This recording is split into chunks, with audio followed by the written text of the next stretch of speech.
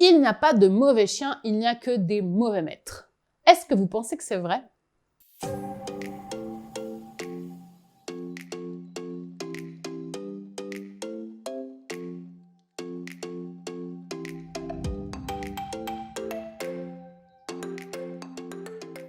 Bonjour et bienvenue dans cette vidéo. Je suis Pauline de Barba, je suis éducateur canin professionnel et aujourd'hui on va voir ensemble si vraiment les chiens ne sont pas mauvais et que ce sont leurs humains qui sont forcément responsables de A à Z de leur comportement.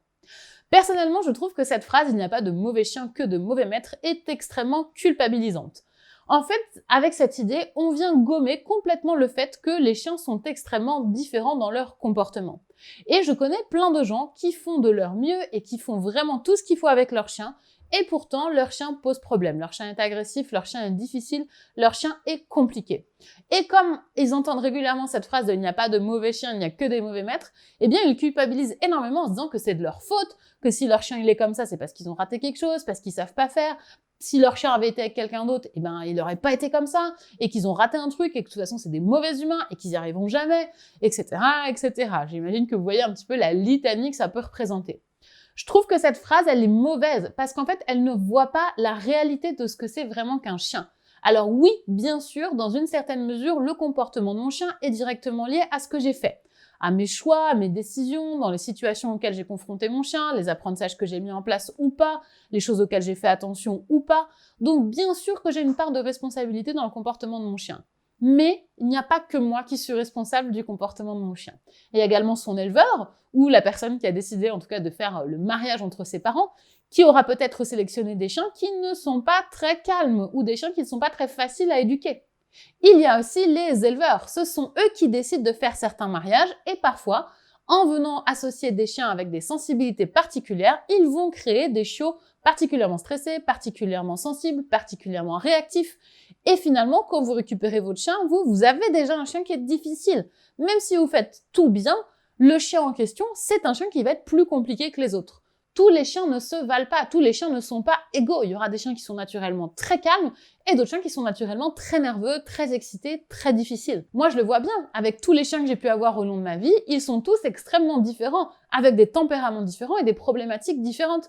Et c'est pas moi qui est venu créer systématiquement la même problématique chez mon chien. On a bien à chaque fois des chiens avec des caractères qui vont venir s'exprimer d'une façon particulière.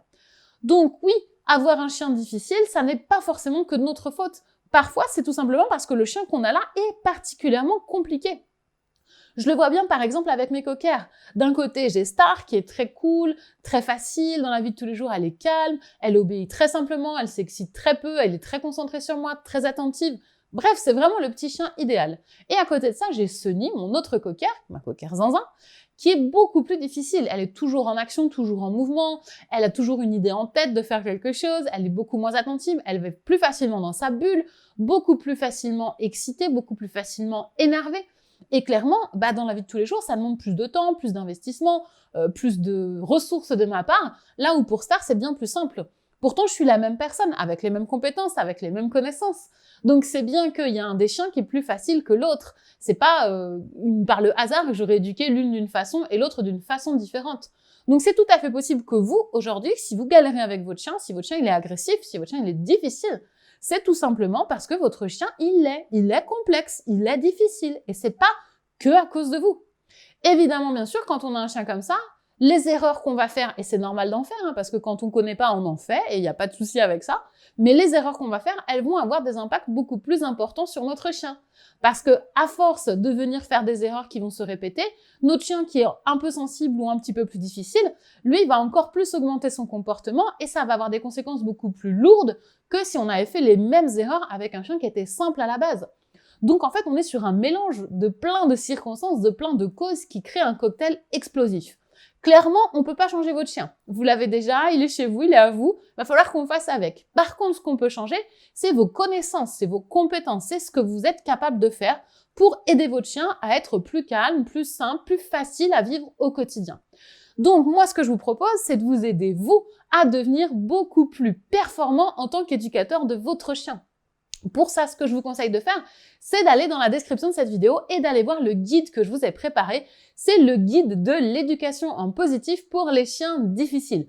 Vous allez voir que dedans, vous allez avoir plein de conseils pour vous aider à mieux comprendre votre chien, son agressivité, ses difficultés de comportement et surtout à ne plus faire les erreurs qui vous ont peut-être amené jusqu'ici. Encore une fois, c'est tout à fait normal de faire des erreurs. Vous pouvez pas savoir des choses que vous n'avez jamais apprises, mais maintenant, vous avez la possibilité de le faire. Donc, téléchargez vite le guide, vous allez voir, il va vraiment vous aider avec votre chien. Si cette vidéo vous a plu, n'hésitez pas à la liker et à la partager. Pensez aussi à vous abonner, ça vous permettra de ne pas rater les prochaines vidéos. C'était Pauline de Barba de Déclic et des chiens. Je vous dis à très bientôt pour parler chiens.